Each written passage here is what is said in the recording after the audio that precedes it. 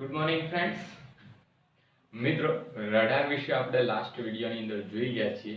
આજે રડારનો second part એટલે કે જીપીએસ સિસ્ટમ, જે ઓલરેડી સેટેલાઇટ સિસ્ટમની અંદર સેટેલાઇટ કોમ્યુનિકેશનની અંદરનો પણ એક ભાગ છે, એના વિશે આપણે જોવાના છીએ. તો મિત્રો, કોઈ પણ વિદ્યાર્થી જે એને પૂરું નામ આવડતું છે GPS, global positioning system. GPS નો યુઝ શેના માટે થાય છે? તો આપણે કોઈ પણ એવો એક સ્ટુડન્ટ નહીં હોય કે જેનો આજ લગી જીપીએસ ની અંદર કોઈએ જીપીએસ નો યુઝ ના કરે હોય. તમે જુઓ તો મેપ્સ આપણે નથી ડાયરેક્શન જોઈએ છીએ કે ભાઈ અહીંનું ડાયરેક્શન કઈ જગ્યાએથી કઈ જગ્યાએ જવું છે. ફોર એક્ઝામ્પલ, તમારે અમદાવાદથી કોઈ બીજા લોકેશન ઉપર જવું છે, જયપુર જવું છે, દિલ્હી જવું છે, તો પહેલાના ટાઈમમાં કેવું હતું, 10 માણસોને પૂછવું પડતું હતું, સાઇન બોર્ડ જોઈતા હતા. હાલમાં એવું કોઈ પ્રોબ્લેમ રહેતો નથી. તમારે અમદાવાદની નાનામાં નાની ગલીની અંદર પણ જવું હોય તો પણ ગૂગલ બાબાની સાથની હેલ્પ લઈ અને ગૂગલ મેપ્સની હેલ્પ લઈને તમે જીપીએસ સિસ્ટમ ઓન કરો અને તમે ઇઝીલી એ જગ્યાએ પહોંચી જશો. પણ મિત્રો યાદ રાખજો કે ગૂગલ ઘણીવાર ભેળવાઈ પણ દે છે. એના વિડીયોઝ મતલબ ઘણીવાર એવા આવે છે. એ વસ્તુ ઉપર આપણે ફોકસ નથી કરવી. મિત્રો, શરૂઆત કરીએ છીએ જીપીએસ સિસ્ટમ વિશે. જીપીએસ સિસ્ટમ સૌપ્રથમ જો બનાવી હતી તો એ બનાવી હતી અમેરિકાએ. આપણને ખબર જ છે, આપણા ઇન્ડિયાના જે મતલબ પાસ્ટ જે ઇન્ડિયાની અંદર ઇન્ડિયાનો મિત્રો ટાઈમ કેવો છે કે શરૂઆત ઇન્ડિયાનો જે ઇતિહાસ હતો ને એકદમ ઝળહળતો હતો. એટલે તો શું કહેવાય છે, ગુપ્ત યુગ જે છે એને નથી કે ભારતનો જે સુવર્ણ યુગ કહેવાય છે. પરંતુ એના પછી કન્ટિન્યુઅસલી 10મી સદી પછી શું થાય છે કે ઇન્ડિયાની જે જાહો જલાલી છે એ કન્ટિન્યુઅસલી ડિક્રીઝ મતલબ ઘટતી જાય છે. એનું કારણ શું છે? તો એનું કારણ છે જુદા જુદા વિદેશી પ્રજાનું ભારતીય શાસન ઉપર આક્રમણ. તમે જુઓ તો શક, પછી હુણ, પછી એના પછી આવે છે અફઘાનિસ્તાનના જે વ્યક્તિઓ છે એ, પછી તેના પર મુસ્લિમ આક્રમણનું આ થાય છે. એટલે કે ભારતની અંદર કોઈ સ્ટેબિલિટી મળતી નથી કે જે મતલબ એક આત્મીયતા ભારતના લોકો સાથે હોય ને એવું કોઈ સેન્ટ્રલાઇઝ સિસ્ટમ આવી નહીં. અને એના કારણે મિત્રો ભારતની જે દુર્દશા થઈ રહી છે, હાલ આપણે જે છીએ એના કરતાં ઘણા આગળ આપણે હોવા જોઈએ. કારણ કે તમને ખબર છે, આપણા ઇતિહાસમાં ભણીએ છીએ કે આપણે જ્યારે કોઈ પણ વિશ્વની અંદર વિદ્યાપીઠ નથી તો આપણા દેશની અંદર વિશ્વની અંદર સૌથી જૂની નાલંદા વિદ્યાપીઠ છે, તક્ષશિલા વિદ્યાપીઠ છે. એ વખતના સૌથી મોટા વિશ્વવિદ્યાલય હતા. એ વખતે ભારતની શું જાહો જલાલી છે. અને એ વખતે 100 એકરની અંદર મતલબ ખાસા મોટા એરિયાની અંદર આ બિહારની અંદર જે નાલંદા વિદ્યાપીઠ છે એ ડેવલપ થયેલી હતી. તો પણ એ ભારતની દુર્દશા છે. અને હાલ પણ એ વસ્તુ જોઈએ છીએ કે જે પણ જો કોઈ પણ પોલિટિશિયન છે એ પણ મિત્રો ભારતની પ્રત્યે આત્મીયતા નહીં ધરાવતા, બહુ ઓછા મતલબ એવા જોવા મળે છે. જે પણ આત્મીયતા છે એ પોતાના પક્ષ પ્રત્યે, પોતાનું શાસન પ્રત્યે જોવા મળે છે. અને એની જે દુર્દર્શનના કારણે આપણે આઝાદીના 50-70 વર્ષ થવાયા છે, 75 વર્ષ, તો પણ આપણો જે પ્રોગ્રેસ થવો જોઈએ એવો થયો નથી. અને એના કમ્પેરિઝનમાં ભારતના પછી આઝાદ થયેલી દેશો, તમે સિંગાપોર જે લઈ લો, એ ઘણા બધા દેશો ભારત કરતાં ઘણા બધા આગળ નીકળી ગયા છે. એ વસ્તુ ઉપર મિત્રો નથી જવું, આપણે થોડા આવડા ચડી ગયા છીએ. આપણે જવું છે જીપીએસ સિસ્ટમ. તો જીપીએસ સિસ્ટમની સૌપ્રથમ શોધ મતલબ ડેવલપ કરી હતી અમેરિકનના નેવીના વૈજ્ઞાનિકોએ. મતલબ એ નેવીના વૈજ્ઞાનિકોએ એનું નામ આપ્યું હતું નવસ્ટાર. બરાબર, નેવિગેશન, મતલબ નેવનું પૂરું નામ છે નેવિગેશન. બરાબર છે. તો નેવસ્ટાર જીપીએસ સિસ્ટમ જે ડેવલપ કરી હતી 1973માં રિયલ ટાઈમ ટાઈમિંગ સાથે, રિયલ ટાઈમ નેવિગેશન માટે કે 100% એક્યુરેસી સાથે અમેરિકાના વૈજ્ઞાનિકોએ 1973માં નેવીના જે સાયન્ટિસ્ટ છે, આર્મી વાળા છે, એ લોકોએ આ ડેવલપ કરી હતી પોઝિશનિંગ માટે એમના. આની અંદર શું થયું? અને પહેલા વસ્તુ કે કેમ ગ્લોબલાઇઝ આનો યુઝ થવા માંડ્યો. આ ઇનિશિયલી ડેવલપ કરી હતી ફક્ત આર્મીના પર્પઝથી. તમે જુઓ જેવી રીતે વર્લ્ડ વાઇડ વેબ WWW એ પણ સૌપ્રથમ ડેવલપ કર્યું હતું ફક્ત આર્મીના પ્રોટોકોલ. એને કહેવાય એપ્રાનેટ, APRNet. એનું પણ આપણે જોઈશું WWWમાં. બરાબર. અને આ જે છે જીપીએસ સિસ્ટમ એ પણ શરૂઆતમાં એક ઇન્ટેન્શનથી બનાવી હતી કે આનો ઓનલી યુઝ કરીશું આપણે જે સેટેલાઇટ મતલબ જે જીપીએસ નો ઓનલી યુઝ કરીશું આર્મી પર્પઝ માટે, આર્મીના ઓપરેશન છે, આર્મીનું જે પણ લોન્ચ વ્હીકલ છે, આર્મીની અંદર જે પણ મિસાઇલ્સ ગાઇડિંગ સિસ્ટમ છે, એ બધાની માટે આપણે આ નેવિગેશન અથવા તો જીપીએસ સિસ્ટમને યુઝ કરીશું. પણ થયું એવું કે 1986 ની આજુબાજુ રશિયાએ એક પ્લેન આકાશમાં વિમાન ઉડતું હતું, એ વિમાનને ભૂલથી કોઈ બીજા કન્ટ્રીનું વિમાન હતું અને પહેલાના ટાઈમમાં જીપીએસ નો યુઝ વિમાનની અંદર થતો નતો, એટલે પાયલટની ભૂલના કારણે એ જે વિમાન છે એ રશિયાની કોન્સ્ટિટ્યુશનલ મતલબ જે એનો એરિયા છે એ રશિયાના કોસ્ટલ એરિયાની અંદર આવી ગયું. બરાબર છે. હવે એક સીધી વસ્તુ છે, ધારો કે હાલ ભારતના એરિયાની અંદર કોઈ બીજા દેશનું વિમાન ઉડશે વિધાઉટ પરમિશન, તો ભારતવાળાની ઓટોમેટિક મિસાઇલ લોન્ચિંગ સિસ્ટમ છે એ કશું પૂછા કાછા વગર એ વિમાનને ઉડાઈ જશે. તો એ જ વસ્તુ થઈ, રશિયાની જે મિલિટરી છે એને વિમાનને ઉડાઈ દીધું અને એના કારણે એની અંદર ઘણા બધા નિર્દોષ વ્યક્તિઓના જીવ ગયા. એના પછી અમેરિકાના એ વખતના જે પ્રમુખ હતા એમને નક્કી કર્યું કે આ જે જીપીએસ સિસ્ટમ છે એ હું વર્લ્ડ વાઇડ એટલે કે દરેક દેશને ફ્રી ઉપલબ્ધ કરાવીશ, જેના કારણે આવી રીતે બીજી વાર કોઈ વિમાન ભટકી ના જાય અને બીજા કોઈ નિર્દોષ વ્યક્તિના જીવ ના જાય. એનો મોટિવ એક સારો મોટિવ હતો. બરાબર. તો આ જીપીએસ સિસ્ટમની આપણે હિસ્ટ્રી સમજી લીધી. હવે જીપીએસ સિસ્ટમનું આપણે ટેકનિકલ સમજીએ કે જીપીએસ સિસ્ટમની અંદર ટોટલ કેટલા સેટેલાઇટનો યુઝ થાય છે? 24 સેટેલાઇટનો જીપીએસ ની અંદર યુઝ થાય છે. બરાબર છે. અને એ કેની અંદર ઓપરેટ થાય છે? MEO, મીડિયમ અર્થ ઓર્બિટ. ત્રણ પ્રકારની ઓર્બિટ અર્થ હોય, લો ઓર્બિટ અર્થ, બરાબર, લો અર્થ ઓર્બિટ, પછી આવે મીડિયમ અર્થ ઓર્બિટ અને પછી આવે જીઓસિંક્રોનાઇઝ અર્થ ઓર્બિટ, એને કહેવાય GEO. આપણે જીઓ એટલે કાર્ડ નહીં, જીઓ નું, બરાબર છે. તો હવે દરેકનો પર્પસ શું, દરેક કઈ જગ્યાએ યુઝ થાય? તો લો અર્થ ઓર્બિટ હોય ને એ ધ્રુવીય સેટેલાઇટ, મતલબ કે પોલાર ઉપગ્રહ જે છે ને, આપણે હાલ જાસૂસી માટે ઉપગ્રહ વાપરીએ છીએ એ 900 કિલોમીટર ની હાઈટ ઉપર જ, પૃથ્વીથી 900 કિલોમીટર ની હાઈટ ની આજુબાજુ જ ઉડાવવામાં આવે અને એનું જે લો અર્થ ઓર્બિટ છે ને એનો જે ટાઈમિંગ પીરિયડ હોય ને મતલબ 3 કલાકનો, એટલે 3 કલાકની અંદર આખું સર્કલ પૃથ્વીની આજુબાજુ મારી દેતા હોય. એટલે પાકિસ્તાનમાં શું થાય છે ને અફઘાનિસ્તાનમાં શું થાય છે ને કઈ જગ્યાએ બોમ્બ બ્લાસ્ટ, એ બધા સમાચાર આપણને આના ઉપરથી ઇમેજો ને બધું મળે. બીજું આવ્યું મીડિયમ અર્થ ઓર્બિટ. આ MEO જે કહેવાય એ મીડિયમ એટલે વચ્ચેના ભાગે, એ હોય 20,000 કિલોમીટરની હાઈટ આજુબાજુ પૃથ્વીની સપાટીથી. અને ત્રીજું હોય જીઓ, એને કહેવાય જીઓસિંક્રોનાઇઝ અર્થ ઓર્બિટ. આ જે છે ભૂસ્થિર ઉપગ્રહ, બરાબર છે, અથવા તો પૃથ્વીની આજુબાજુ ભ્રમણ કરતો હોય. આની જે રેન્જ હોય એ 35,786 કિલોમીટર એક્ઝેક્ટ કહીએ તો, અને રાઉન્ડ અપ ઘણી વાર 36,000 કિલોમીટર પણ લખ્યા હોય. તો આ બંને આન્સર તમારે સાચા સમજવાના. પછી ઘણીવાર ટેકનિકલમાં એવું થાય છે કે સાહેબ 35,786 આન્સર નહીં, 36,000 છે. તો બરાબર છે, આ એક્ઝેક્ટ આંકડો તમને કહું છું અને એનો નિયર બાય આન્સર. ઘણીવાર બંનેમાંથી જે પણ વધુ એક્યુરેટ આન્સર આવે છે તો એ ટીક કરવાનો, એ ના આપ્યો તો આ ટીક કરીશું. તો આ ત્રણ ઓર્બિટ વિશે મેં સમજાવ્યું. તો આ જે આપણે જીપીએસ ની અંદર જેટલા પણ સેટેલાઇટ છે એ સેટેલાઇટ મીડિયમ અર્થ ઓર્બિટ ની અંદર લોન્ચ કરવામાં આવે છે. બીજો પ્રશ્ન છે કે જીપીએસ સિસ્ટમ ડેવલપ કરવા માટે કેટલા, ટોટલ 24 સેટેલાઇટ છે, એ કઈ રીતે ડેવલપ કરવામાં આવે છે? તો જે 24 સેટેલાઇટ છે આ પૃથ્વીનો અર્થ ઇક્વેટર જે કહેવાય, વિષુવવૃત્તથી 45 ના ખૂણે, 55 ના ખૂણે, એટલે એક આ 55 ના ખૂણે, આ બીજો 55 ના ખૂણે, આ ત્રીજું 55 ના ખૂણે હશે, આ ચોથું 55 ના ખૂણે અને પાંચમું અને છઠ્ઠું. એવી રીતે 6 ઓર્બિટ ની અંદર 55 ના ખૂણે દરેકની અંદર 4, ધારો કે આ પહેલી ઓર્બિટ છે એની અંદર 4 સેટેલાઇટ, બીજાની અંદર 4, એટલે 6 ગુણ્યા 4 24 સેટેલાઇટ થઈ ગયા કે ના થઈ ગયા મિત્રો? તો આવી રીતે ટોટલ 24 સેટેલાઇટ કેટલાના એંગલે, 55 અંશના એંગલે, મતલબ જે ઇક્વેટર સાથે એટલે કે પૃથ્વીના વિષુવવૃત્ત સાથે 55 અંશના ખૂણે લોન્ચ કરવામાં આવે છે.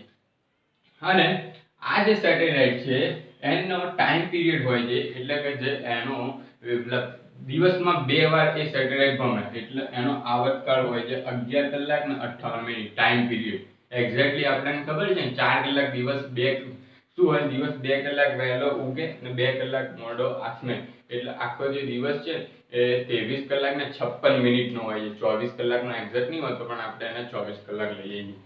એટલે આનો જે ટાઈમ પીરિયડ છે એ જે 11 કલાક અને 58 મિનિટ. આની અંદર 3D 3 ડાયમેન્શન આપી શકાય, લોંગિટ્યુડ, લેટિટ્યુડ ને એલ્ટિટ્યુડ, એટલે કે લંબાઈ, પહોળાઈ અને ઊંચાઈ. લંબાઈ, પહોળાઈ અને ઊંચાઈ એ ત્રણેય વસ્તુ માપી શકાય છે જીપીએસ સિસ્ટમની અંદર. જીપીએસ સિસ્ટમની અંદર mainly 3 part: space segment, user segment અને કંટ્રોલ સેગમેન્ટ. સ્પેસ સેગમેન્ટની અંદર શું હોય, કઈ વસ્તુ હોય, તો આજે 24 સેટેલાઇટ ગોઠવેલા છે, એ 55 અંશના એંગલે ગોઠવેલા હોય, 20,000 કિલોમીટરની હાઈટ ઉપર હોય પૃથ્વીની સપાટી. બીજું આવ્યું કંટ્રોલ સેગમેન્ટ. આ કંટ્રોલ સેગમેન્ટ જે છે એની અંદર શું હોય, માસ્ટર સ્ટેશન હોય, પછી એન્ટેના હોય, કંટ્રોલ સ્ટેશનની અંદર બીજા સબ કંટ્રોલ સિસ્ટમ હોય, મોનિટર સ્ટેશન હોય. એની અંદર 6 મોનિટર સ્ટેશન હોય અને 4 ગ્રાઉન્ડ સ્ટેશન હોય. 6 મોનિટર સ્ટેશનની જગ્યાએ કંટ્રોલ સ્ટેશન પણ તમને કીધું હોય તો યાદ રાખવાનું. તો આની અંદર યુઝરની અંદર યાદ રાખજો, યુઝર જે છે ને એ કંટ્રોલ સેગમેન્ટને ડેટા મોકલે કે ભાઈ મારે જીપીએસ ઓન કરવું છે તો યુઝરનું જે સિગ્નલ છે એ કંટ્રોલ સેગમેન્ટમાં જાય. હવે કંટ્રોલ સેગમેન્ટ જે છે એ સ્પેસ સેગમેન્ટમાં ડેટા મોકલે અને સ્પેસ સેગમેન્ટ છે એ પાછો કંટ્રોલને રિટર્ન સિગ્નલ મોકલશે.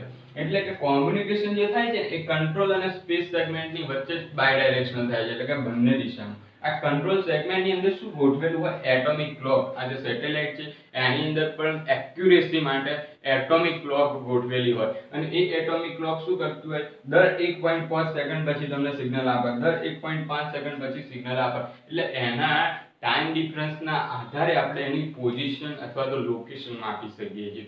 હવે જુઓ, આ જે લોકેશન માપવા માટે કોનો યુઝ થાય છે, કઈ મેથડનો યુઝ થાય છે, તો જ્યારે પણ આપણે લોકેશન માપવાનું હોય, જીપીએસ ની અંદર લોકેશન કઈ રીતે માપાય છે, તો આપણે કીધું કે કોઈ પણ ઓર્બિટ ની અંદર મિત્રો 4 હોય કે નહીં હોય તો સેટેલાઇટ, એ 4 સેટેલાઇટ માંથી કોઈ પણ 3 સેટેલાઇટ નો યુઝ કરવામાં આવે છે. કઈ રીતે, ધારો કે એક સેટેલાઇટ છે તો એનો આ એરિયા, આ બી સેટેલાઇટ છે તો એનો આટલો કવરિંગ એરિયા આવ્યો અને આ સી સેટેલાઇટ છે તો એનો આટલો કવરિંગ એરિયા આવ્યો. તો આ ત્રણનો જે કોમન ભાગ છે એને ત્રિકોણમિતિની રીત, મતલબ કયા સિદ્ધાંત પર કાર્ય કરે છે, તો ત્રિકોણમિતિની રીતે, મતલબ આની જે કહેવાય ટ્રાયંગ્યુલેશન મેથડ અથવા તો બેઝ વર્ક ઓન ટ્રાયંગ્યુલેશન. ટ્રાયંગ્યુલેશન ના મેથડ ઉપર આ કામ કરે છે. કોણ કામ કરે છે? આ જે સેટેલાઇટ નું જીપીએસ સિસ્ટમ છે, 4 સેટેલાઇટ છે પણ 3 જ લેવામાં આવે છે. એક શેના માટે? સ્પેર સેટેલાઇટ તરીકે. ચોથો સેટેલાઇટ જે છે એનું કામ શું હોય છે? આમાંથી એરર દૂર કરવાનું. એટલે એક સાથે 3 સેટેલાઇટ હોય તો આપણે ઈઝીલી કોઈ પણ જગ્યાએ સેટેલાઇટ ની અંદર જીપીએસ સિસ્ટમ આપણે એક્યુરેટલી માપી શકીએ. આ ધારો કે A ના કવરિંગ એરિયા, B નો કવરિંગ એરિયા અને C નો કવરિંગ એરિયાનો એનો જે કોમન ભાગ છે એ તમારો થઈ જાય છે એનું પોઝિશનિંગ સિસ્ટમ. તો આ તો મિત્રો વાત થઈ 3 કંટ્રોલ સેગમેન્ટ યુનિટની.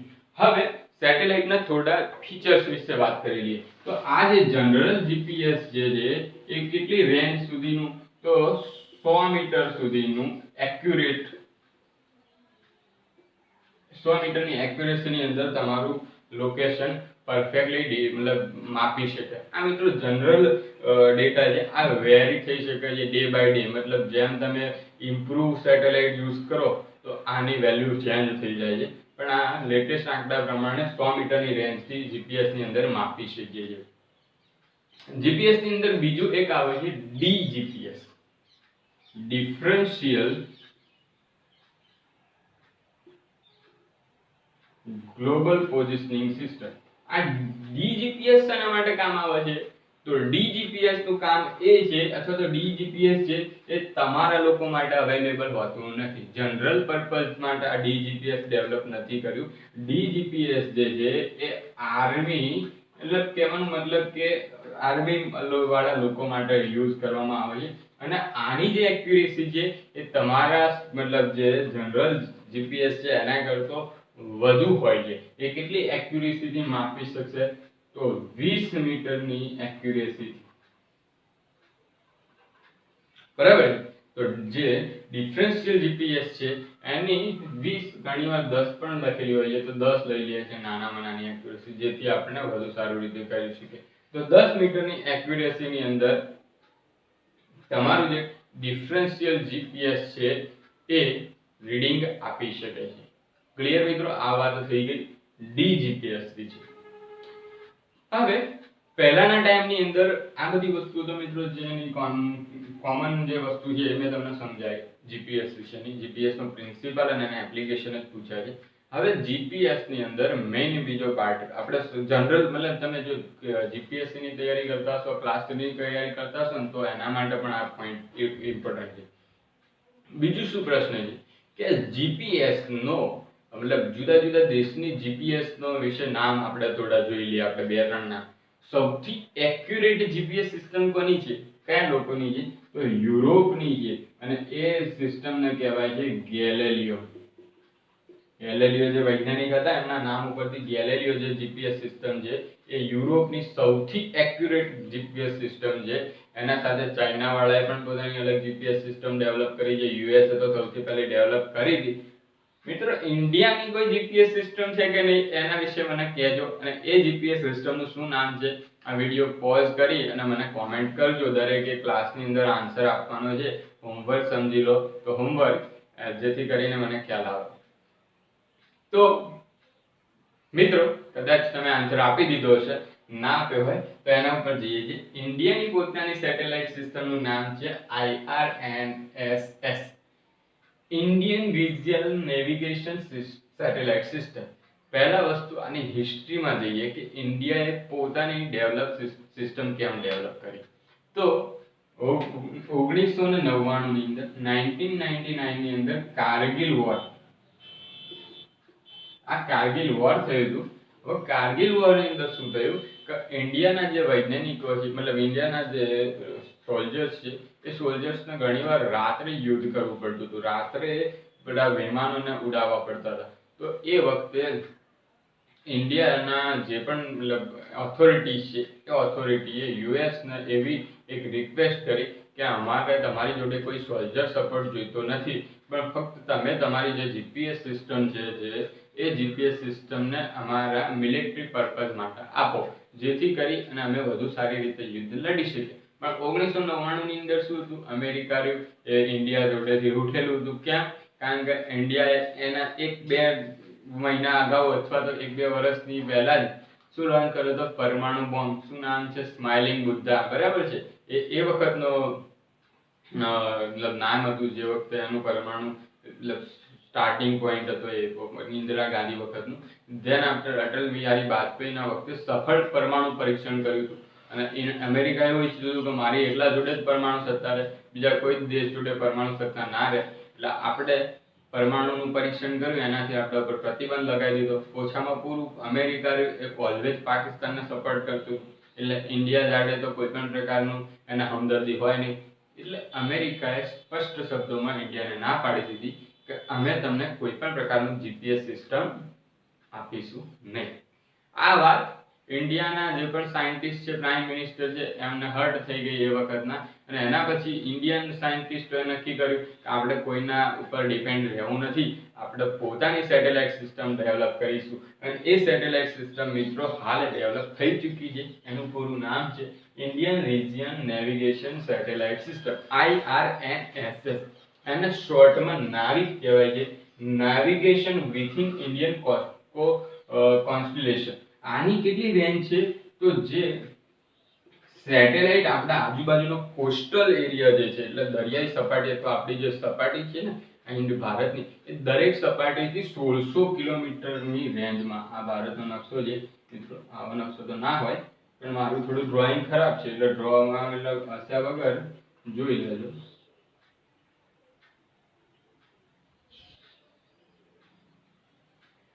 બરાબર છે. આ ભારતનો નકશો છે મિત્રો.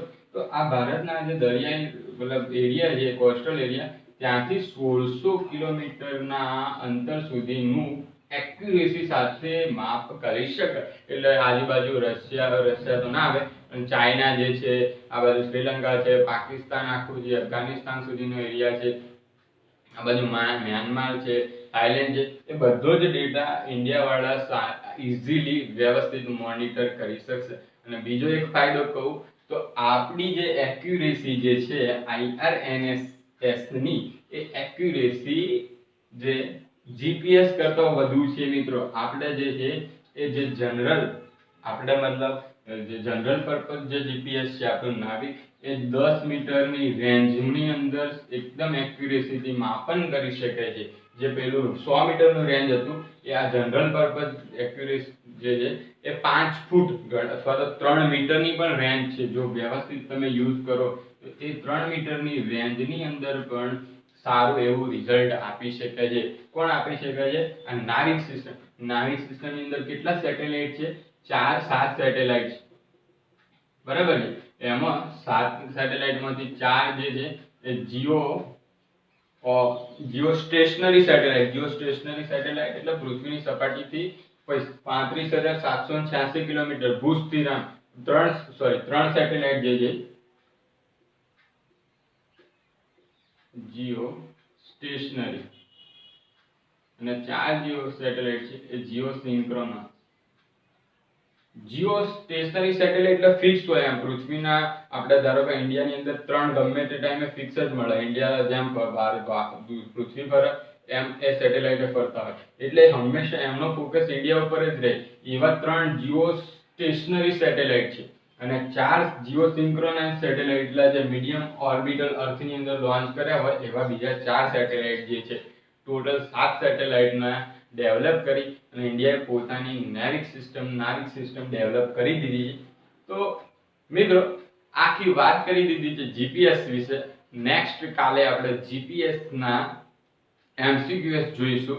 અને આ વખતે મતલબ આ સન્ડે પરંતુ કાલે સાંજે રડાર સિસ્ટમ અને સેટેલાઇટ સિસ્ટમ, મતલબ આખો જે રડાર પોઈન્ટ છે એનો 30 યા 40 માર્ક્સનો ટેસ્ટ રહેશે.